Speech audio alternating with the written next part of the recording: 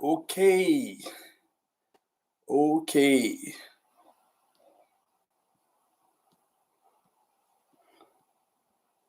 Well,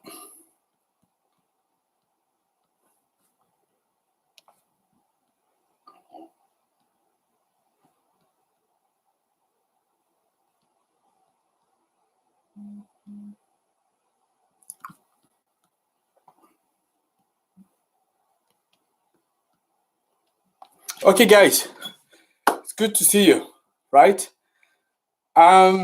Yes, so another good conversation that we're going to have today. So my name is Tony Teo, the founder and CEO of Renewables in Africa, your Africa Clean Energy Champion, and also your Clean Energy Champion, right? If you're not specifically looking at the African continent. So today I wanted to have a no comment. Let me just, yeah, you can see me, yeah? You can see me well, yeah. I wanted to have another conversation today, right? For us talking about the solar business, because a lot of people want to jump into solar. And you may be asking yourself, so is it at all a profitable business, right? That's the question I want to discuss today, okay? And then I'm just going to give it maybe another minute, right? To see if people running a little bit late. So that they don't have to miss a lot of the conversation, if that's okay with you. So beside that, I'm hoping that the rest of you are doing fine, you are okay, you have a wonderful Monday, right? So my side, as usual, very busy. Starts are always very busy, and we are preparing for our workshop that's going to be on Wednesday, on the 12th of May at 1 p.m. UK time, 12 p.m. GMT time. So I invite you to attend, and then I don't know where you are in the world. So let me just first of all drop the link for those of you who want to attend. Yeah, that's the registration link that I'm pasting in the comment box here. Okay, that's great. So now I can see there is enough of you to start the conversation. So I want to talk about solar, respond to this question, solar business. Is it profitable at all? Because at the end of the day, if you want to make it a for-profit adventure for you, you want to make sure that it makes money. If it doesn't make money, then you go nowhere. Now, if you want to set your business to be more charity, that's a different thing, isn't it? Right? But if it's for money, then you need to find out. So let me give you my perspective, right? And then what I think about the sector, what I think about this question.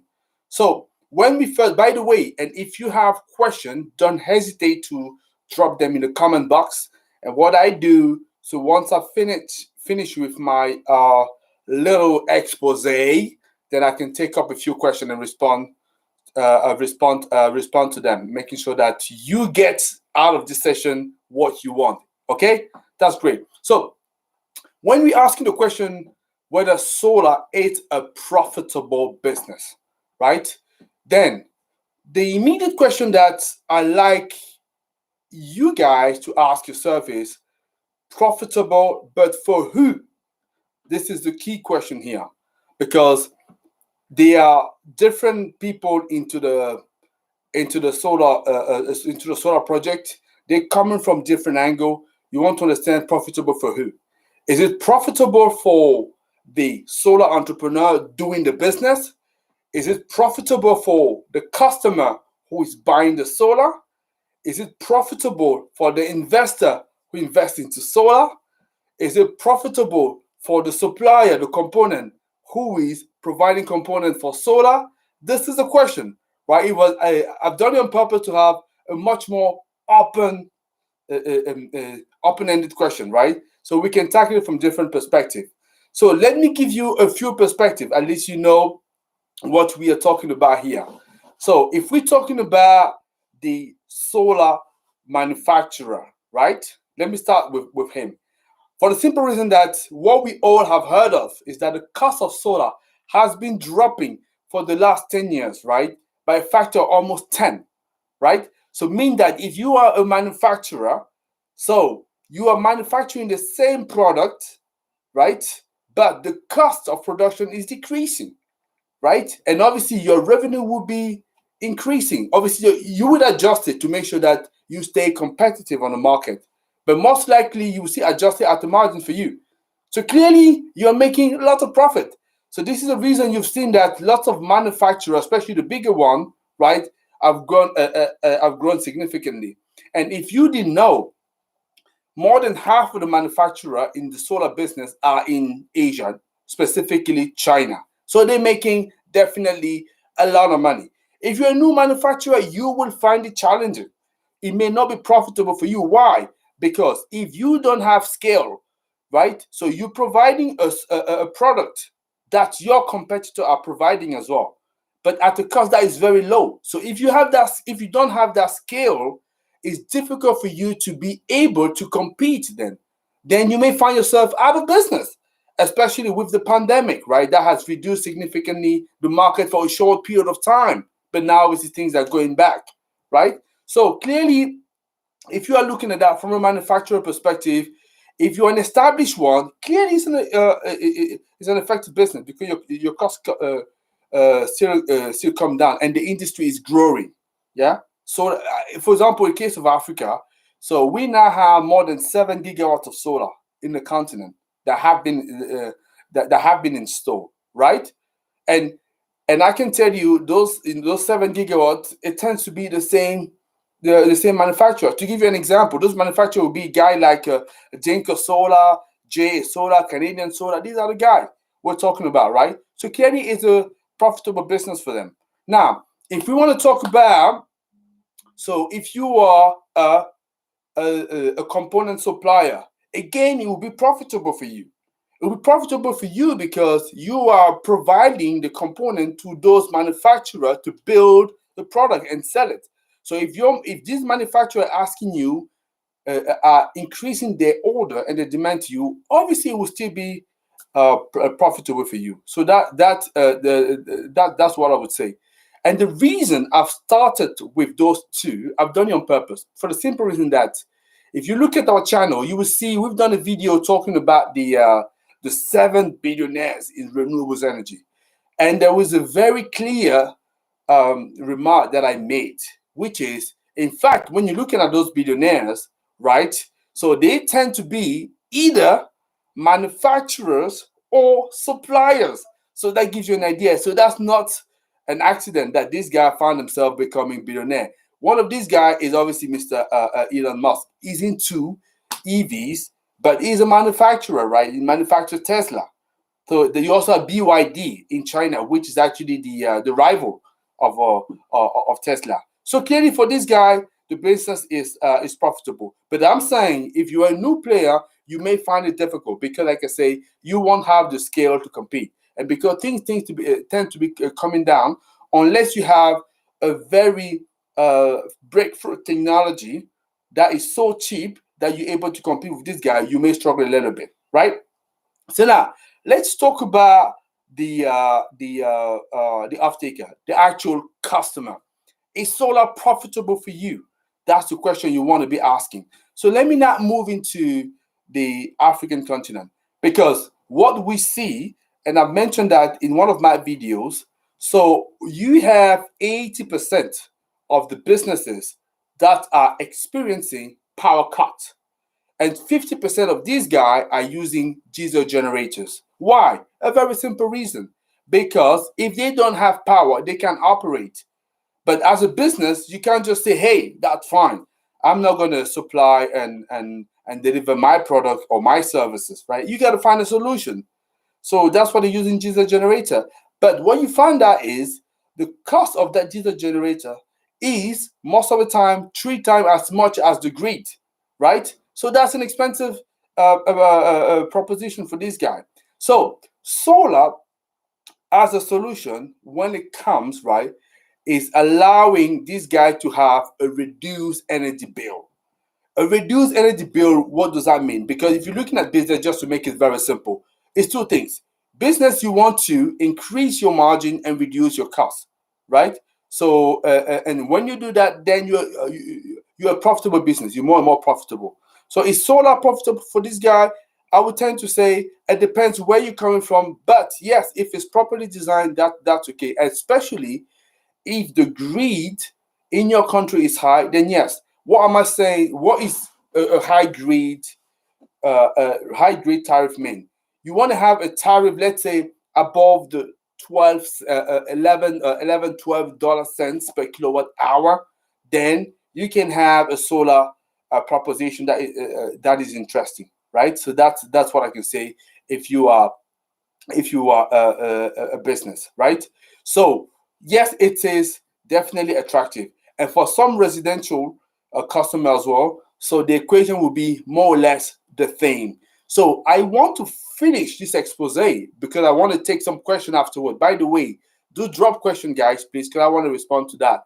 I want to finish this expose by talking about the solar entrepreneur, because I'm sure in the question most of you understood, is the solar business profitable for the solar entrepreneur, right? So I've done it on purpose just to talk about other things, but let's finish with the solar entrepreneur, because I suspect some of you may want to go on back into this journey.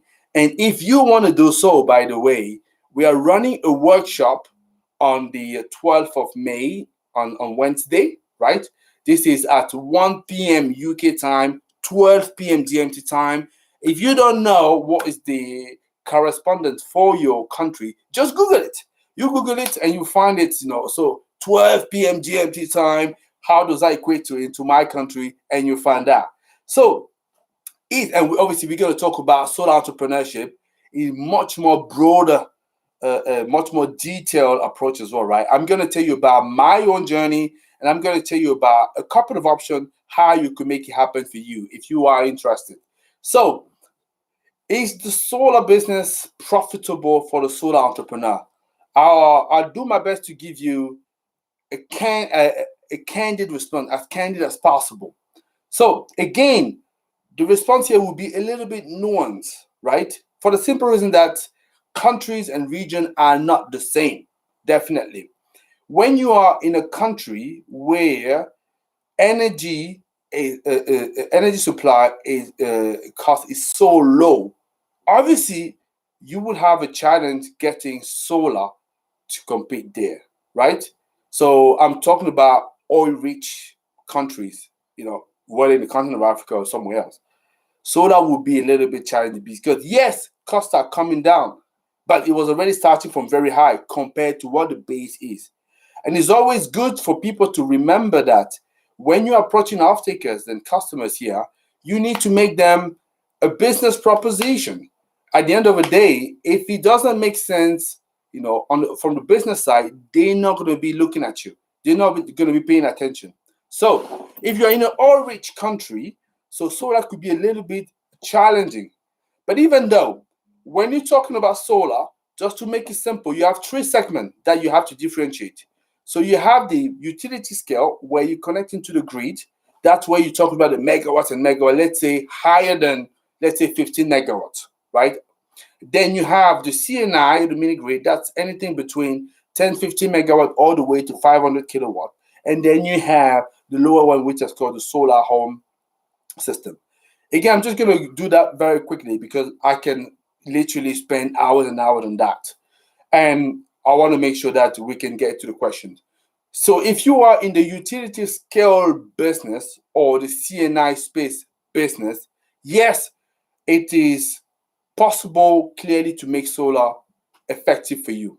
And the simple proof of that is you can look at the number of developers, solar developers that are out there that are operating into this market.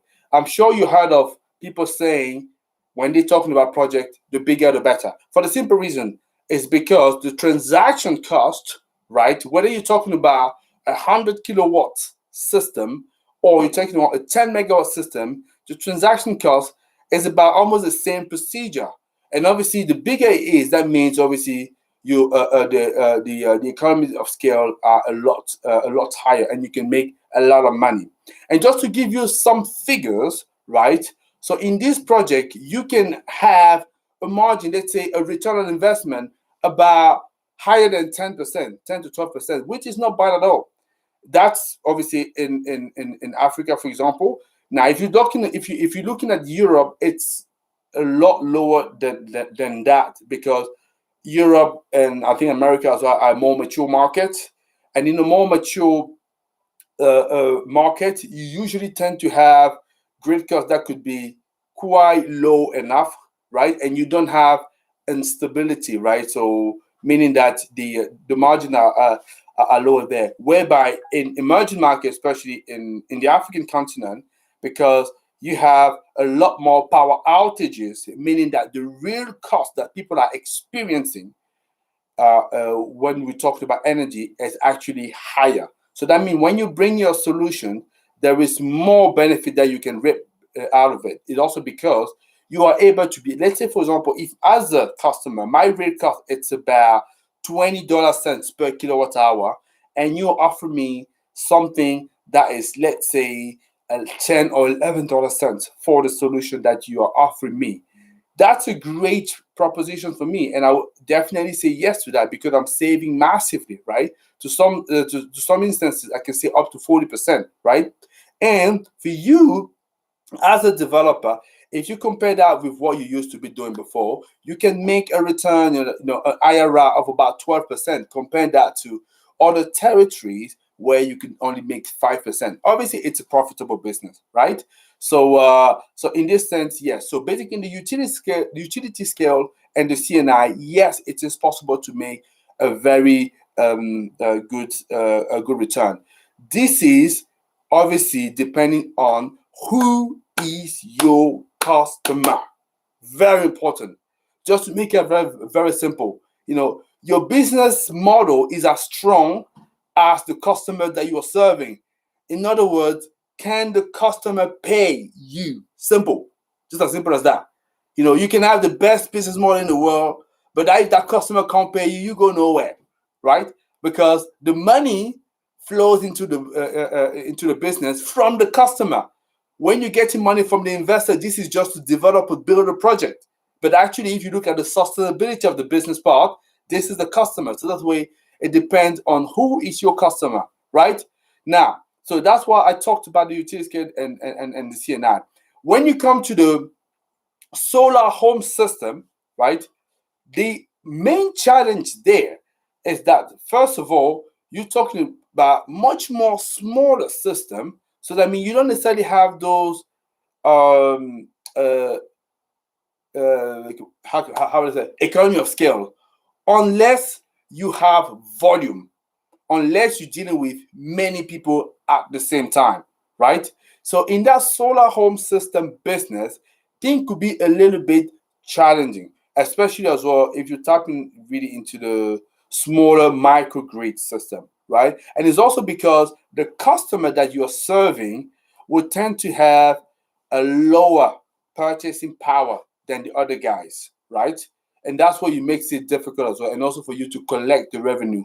So if you're operating in the solar home system business, yes, you want to be paying very close attention to what business model you are putting together.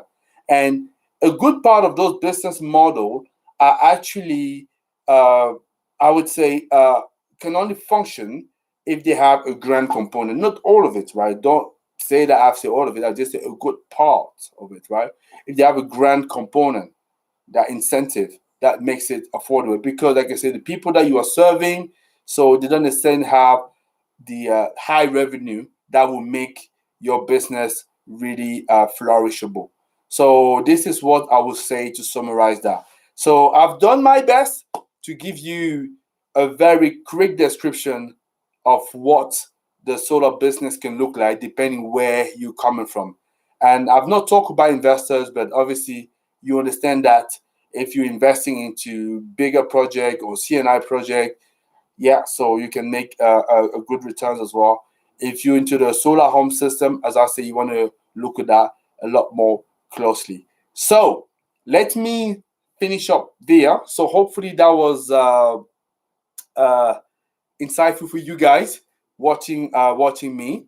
So if there is a question, I will be delighted to respond to that. So yes, question, guys. Any question for you guys? By the way, don't forget that we have the the workshop on Wednesday, the 12th of May at 1 p.m. GMT time, 12 p.m. No, sorry, 1 p.m. UK time and 12 p.m. GMT time. And if you're in West Africa, I think it's still 12 p.m., right? Because I think it's the same time in GMT, I believe. So if you're in East Africa, for example, the likes of Tanzania, Uganda, so that would be at 3 p.m. your time. So if you're Central Africa, that would be 2 p.m. your time. Yes. So is there any question, or everything is very much clear for you guys? Yeah. And then I also want to say, so if you're new into our channel, please do make sure that you subscribe, so you like, and then you share that, because we have regular video that we're sharing like that. It's a way for us to help you raise your awareness about renewables energy. If you had some, as I say, shortage of knowledge there. So is there any question? If yes, people can pop it for me, and I will gladly respond to that. Otherwise, I will just consider that everything has been said and done. Yeah. So I can see people seem to be a little bit shy today. Any question, guys? Have you watched the other videos that we've done?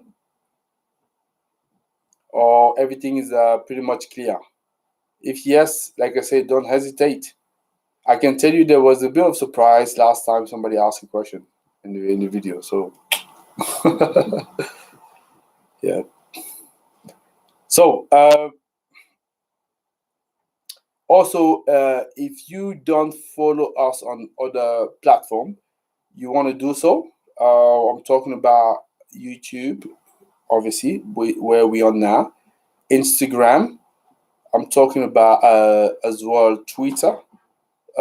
Clubhouse. I'm on Clubhouse, or even though I'm not that very active, but I'm on Clubhouse, and then engage with us. So I've done a video as well on Instagram yesterday. Yeah. So we're doing our best to engage with our audience on the different platform. So yeah, that's what I would say. So I believe everything was quite clear today, because I can't see any question popping up.